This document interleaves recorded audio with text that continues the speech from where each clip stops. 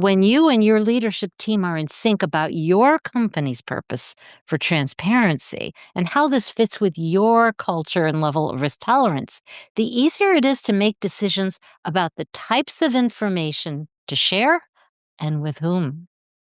What are the three most critical questions to ask before you increase business transparency? Join us for our quick take, episode 420 of Growth Igniters Radio with Pam Harper and Scott Harper.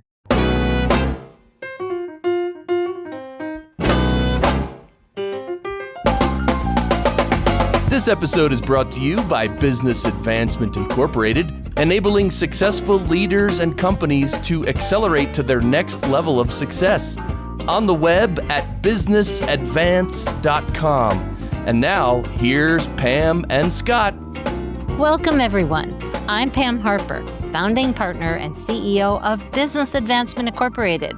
And right along with me, as always, is my business partner and husband, Scott Harper. Hi, everybody. It's great to be with you again. And as always, our purpose here is to spark new insights, inspiration, and immediately useful ideas for visionary leaders to ignite game-changing business innovation and transformational growth. And remember, Growth Igniters Radio is only one of the ways we can help top leadership teams ignite game-changing, transformational growth. Curious about how we might help you and your leadership team ignite your company's growth? Let's talk. Go to businessadvance.com today and schedule a call. Well, these days, we've seen that the issues of business transparency are once again getting a lot of attention. Here's one example. There's a debate in some circles about the ruling the SEC posed in May 2026 that would allow public companies to file financial reports only twice a year instead of quarterly. There's a lot going on in this space, and there are good reasons for this focus on business transparency. People want to understand what's going on behind the curtain, so to speak. Right. They want less mystery around the decisions they're seeing and the changes they're experiencing. And this all makes sense, but there's so much to consider here for a wide range of reasons. Yes, and it's not so simple.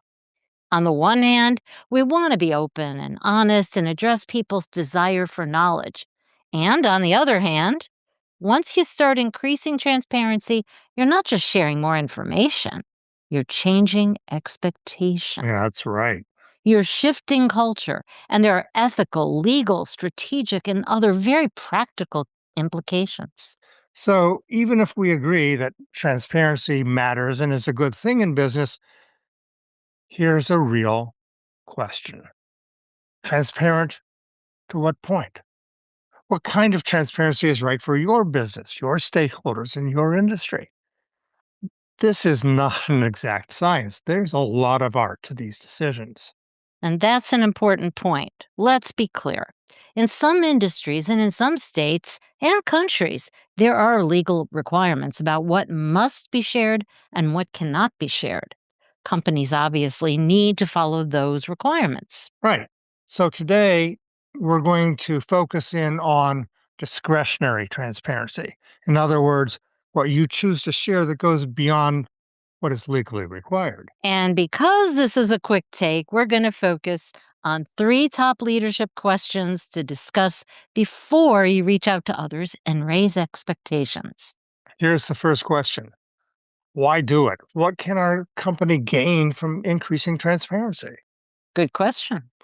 Oftentimes, these initiatives start with hearing about a highly successful company that's being radically transparent. Employees love it, customers are thrilled, other stakeholders are excited about it too. Yes. It can be tempting to say, that makes sense. That's the best practice that we should do too. This is when leadership teams need to slow down enough to consider benefits versus risks for their company. What do we believe would happen if we increase transparency? What do we believe would happen if we don't? And why does it matter to us now? For instance, here's some questions about that question. Would more transparency help us attract and retain key employees in a tight labor market? Would it enable more effective partnerships with customers, outsource providers, suppliers, or investors? Would it help people make better decisions closer to the action. Hmm. All of this can have top and bottom line impact. But of course, you also have to weigh the risks against the benefit. That's right. Just because an initiative worked for someone else does not mean the same approach will work the same way for your company. We have learned this by hard experience. Yeah, there is no one size fits all answer. Leadership needs to focus on what's best for you. And that brings us to the second question. What do we need to be transparent about? What do we want to be transparent about? And with whom should we share it? Of course, there are so many types of information in a business, and they all come with different levels of sensitivity. Financial information is one thing, Right. strategic direction is another, customer issues, employee information, operational challenges, compensation, potential risks. These are all very different conversations. And that's where things can get complex, but you can work through it if you go strategically. This is where referring back to your purpose has real value. Here's the challenge. What feels natural in one culture may feel disruptive or even threatening in another, especially if people aren't used to handling confidential or sensitive information. Now, I'm not saying don't do it. I'm saying be thoughtful about what it will actually take to bring that level of transparency to life. Here's an example.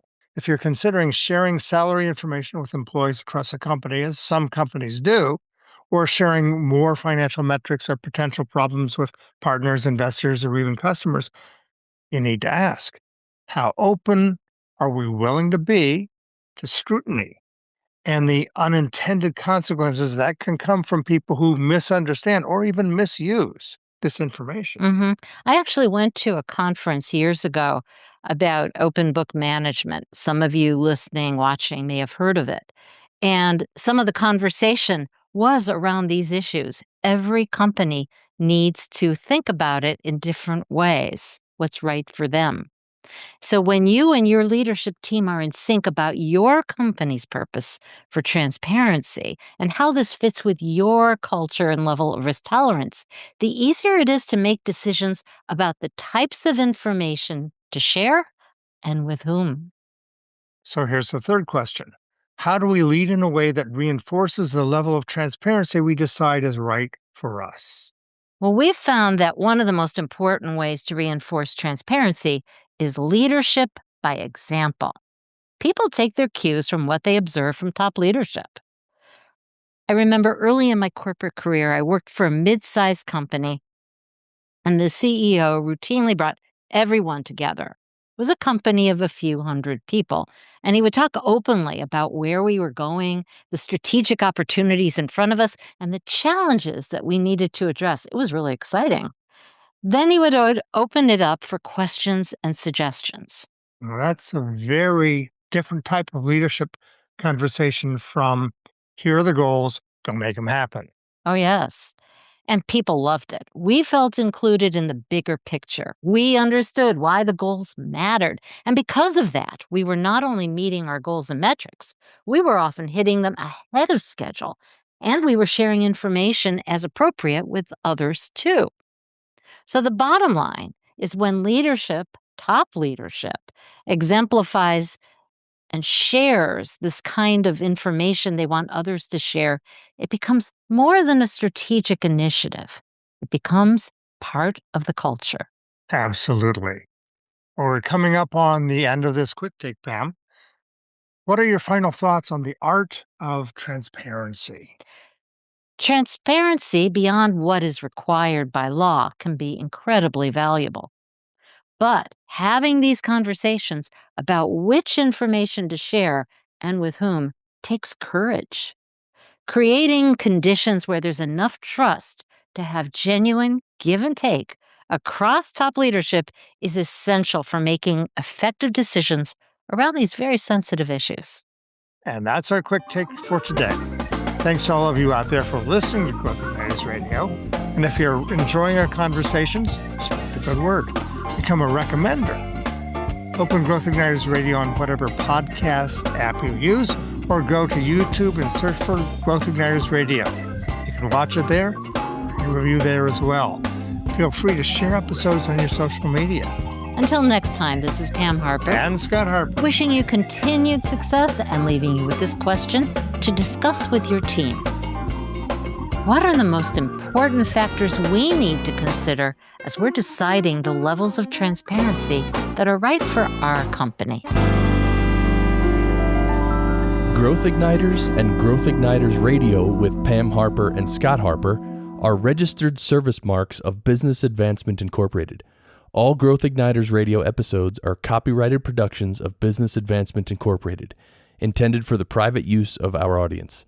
Except as otherwise provided by copyright law, all other uses including copying, editing, redistribution, and publication without prior written consent of Business Advancement Incorporated are prohibited. All rights reserved.